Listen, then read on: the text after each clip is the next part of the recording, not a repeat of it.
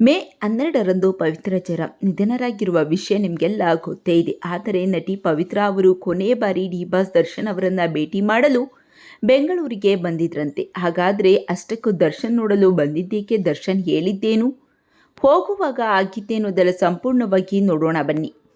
ಕನ್ನಡದ ಹಲವು ಸೀರಿಯಲ್ಗಳಲ್ಲಿ ನಟಿಸಿ ಕಿರುತೆರೆ ಪ್ರೇಕ್ಷಕರಿಗೆ ಹತ್ತಿರವಾಗಿದ್ದ ನಟಿ ಪವಿತ್ರ ಜಯರಾಮ್ ಇತ್ತೀಚೆಗೆ ತ್ರಿನಯನಿ ಸೀರಿಯಲ್ನಲ್ಲಿ ತಿಲೋತ್ತಮ ಪಾತ್ರದಲ್ಲಿ ನಟಿಸಿ ಕನ್ನಡ ತೆಲುಗು ಪ್ರೇಕ್ಷಕರಿಗೆ ಹತ್ತಿರವಾಗಿದ್ದರು.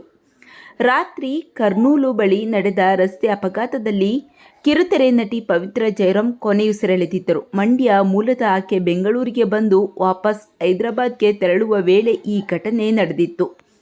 ಅಪಘಾತದಲ್ಲಿ ಜೊತೆಗಿನ ಸಹನಟ ಚಂದು, ಸಂಬಂಧಿ ಅಪೇಕ್ಷಾ, ಡ್ರೈವರ್ ಸಹ ಗಾಯಗೊಂಡಿದ್ದರು. ಈ ಬಗ್ಗೆ ಮಾತನಾಡಿರುವ ಪವಿತ್ರ ಗಂಡ ಚಂದ್ರಕಾಂತ್ ಅವರು, ಪವಿತ್ರ ಕನ್ನಡದಲ್ಲಿ ನಟ ದರ್ಶನ್ ಜೊತೆ ಸಿನಿಮಾದಲ್ಲಿ ನಟಿಸಲು ಒಪ್ಪಂದಕ್ಕೆ ಸಹಿ ಮಾಡಲು ಬೆಂಗಳೂರಿಗೆ ಬಂದಿದ್ದೆವು. ಮೇ 25-26ಕ್ಕೆ ಚಿತ್ರೀಕರಣದಲ್ಲಿ ಆಕೆ ಭಾಗಿಯಾಗಬೇಕಿತ್ತು. ಅದೇ ಸಮಯದಲ್ಲಿ ತೆಲುಗಿನ ಜೆಮಿನಿ ವಾಹಿನಿ ಕಾರ್ಯಕ್ರಮದ ಒಪ್ಪಂದಕ್ಕೆ ಸಹಿ ಮಾಡಲು ಕರೆ ಬಂತು. ಅಲ್ಲಿಗೆ ಹೋಗಿ ಬರೋಣ ಎಂದು ಹೊರಟಾಗ ಈ ಘಟನೆ ನಡೆಯಿತು ಎಂದಿದ್ದಾರೆ.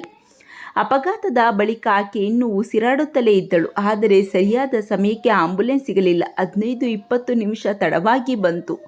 ಅದು ನಿರ್ಜನ ಪ್ರದೇಶ. ರಾತ್ರಿ 1 ಗಂಟೆ ಸುಮಾರಿಗೆ. ಸುತ್ತಮುತ್ತ ಯಾರೂ ಇರಲಿಲ್ಲ. ನನ್ನನ್ನು ನೋಡಿ ಭಯಗೊಂಡು ಆಕೆ ಶಾಕ್ ಆಗಿರಬಹುದು. ಮುಂದೆ ಇದ್ದವರಿಗೆ ಬಲೂನ್ ಓಪನ್ ಆಗಿ ಬಚಾವಾಗಿದ್ದಾರೆ. ನನಗೆ ಮಾತ್ರ ಗಂಭೀರ ಪೆಟ್ಟಾಯಿತು ಎಂದು ಮಾಹಿತಿ ನೀಡಿದ್ದಾರೆ. ಪವಿತ್ರ ಅವರ ಆತ್ಮಕ್ಕೆ ಶಾಂತಿ ಸಿಗಲಿ ಎಂದು ನೀವು ಕೂಡ ಕಾಮೆಂಟ್ ಮಾಡಿ ತಿಳಿಸಿ.